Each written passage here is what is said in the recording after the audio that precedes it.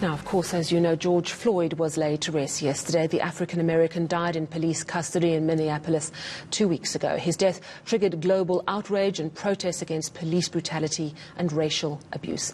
A video of a white police officer kneeling on Floyd's neck for nearly 9 minutes has gone viral. Up next, let's speak now to U.S. Ambassador to South Africa, Lana Marks.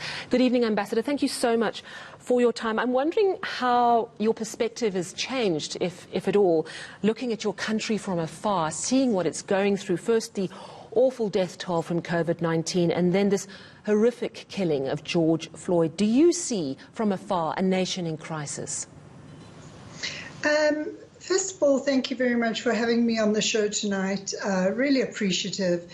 Our hearts are with the American people as we grieve with George Floyd's family on the tragic passing of George Floyd. America is a very resilient nation with outstanding leadership of President Trump, incredible institutions, as you saw the bounding back yesterday of the Standard & Poor.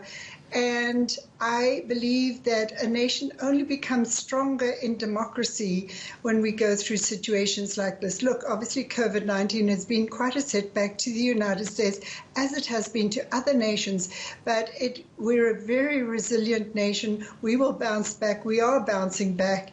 And I think, you know, in terms of George Floyd's heinous death, as enunciated by his daughter, Gianna, the world will change because of his death. So do you see the United States more at a moment of change rather than crisis? I do indeed. I think there has been systemic racism. I think this has opened and exposed a raw nerve, and I think that this will help us to evolve into a much more democratic society. You know, it was interesting watching the funeral yesterday. Congressman Al Green said that slavery and segregation had been defeated in the United States, but the country had not reconciled. Now, that's something very close to our hearts here in South Africa, that reconciliation, that recognition that wrong was done and things need to change has not yet happened. Would you agree with him? I totally agree with him. I feel we share a very terrible past, the United States, together with South Africa, with slavery, racism, all these things. And I think we are still evolving in terms of our democracy, both primarily in the United States, but also in South Africa. And I so embrace the close dialogue South Africa has offered us to our nation, the United States. And I commend again Ramaphosa and more recently on Saturday, Minister McKenzie, for their excellent dialogue between our nations. And having this dialogue really, really helps us in the United States. So how deep do you think the systemic racism that everyone is talking about goes in the United States? Do you think there's a few bad apples in the police force or a much deeper problem that needs to be addressed? I think there are a few bad apples in the police force. I think the majority of the police force are not this way at all. But it's not just in the police force. It's across the board, as it has been in other nations as well. It's not just in the United States. It's in other nations throughout the world. And this is why we're seeing these very significant peaceful protests throughout the world. And this has really opened up something that does need to be addressed, is being addressed, and will be addressed. President Donald Trump has been criticized for his handling of the protests, that he's gone into very much a military mode very quickly, and also, you know, his always controversial tweets, one in particular when he said, when the looting starts, the shooting starts. Are you finding yourself in a position of having to defend a man who is broadly slammed for the way he conducts a lot of his decisions through Twitter and for the controversial things he says? No, I'm not having to defend him at all. He is the most extraordinary leader. What he's done for the economy, what he's done for our country, what he's done primarily for the African-American community in our country. It's the lowest unemployment in the African-American community in history. He's done just such a tremendous amount for the African-American community, and he strongly advocates peaceful protests, as the majority of protests have been throughout the United States. However, when there's looting, when there's criminal activity, when there's unlawlessness, that's a whole different category. Well, there was no looting or criminal activity at Lafayette Park when the protesters were cleared out so that Donald Trump could go and stand outside St. John's Church and hold a Bible. So I'm just trying to understand the disparity in what you're saying and what actually happened. I think he looks on things on a national level, and I've seen many videos myself of this. You know, as I said, the protests have been, according to our First Amendment rights, they have been peaceful protests and welcome throughout the United States. However, even at that time, there was violence, there was destruction of property, and that's what he was referring to. Obviously, not throughout the country, but some of it, and that's unlawlessness.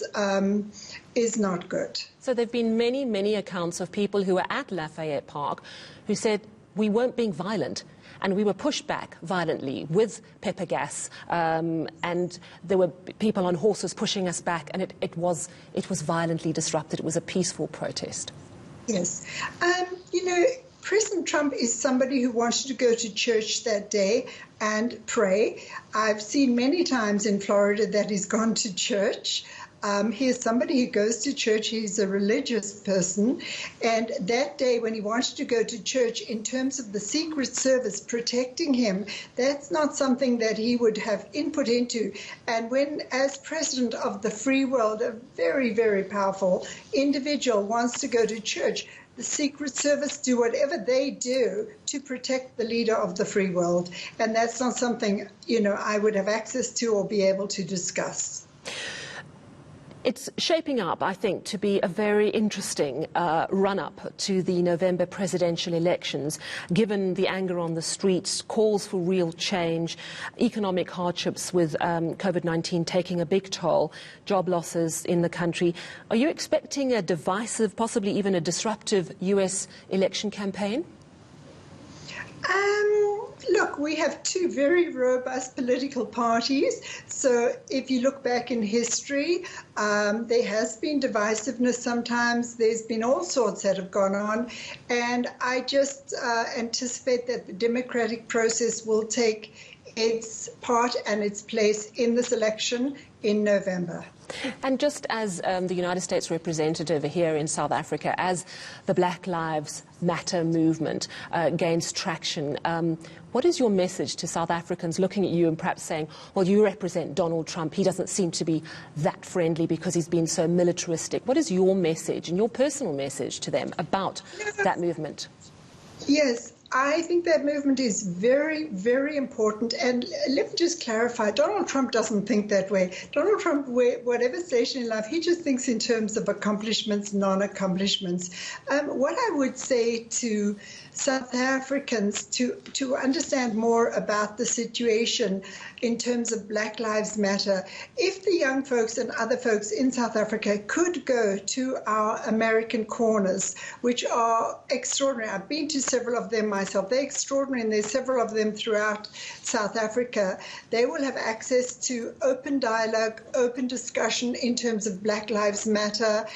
We are getting some very, very significant civil rights leaders to virtually address our folks in the American corners, civil society, and all of that. And from my perspective, Black Lives Matter. And finally, Donald Trump wasn't at George Floyd's funeral yesterday. Joe Biden had met with the family the day before, and he delivered a very powerful video message. Didn't want to be at the funeral, he said, because of his security detail. I'm just wondering why Donald Trump wasn't there in person, or didn't he deliver a specific message, some sort of gesture for that funeral? Do you know? Yes, President Trump will do what he's permitted to do in terms of his personal security. He has extraordinary personal security considerations with the Secret Service. So if he did not attend the funeral, which he did not, there would have been advice and direction that he would have taken from the Secret Service of the United States. And he takes all this advice very seriously. Absolutely. No video message, though? In future days, I think we will be hearing from President Trump. All right. Thank you so much for your time this evening. That's Lana Marks.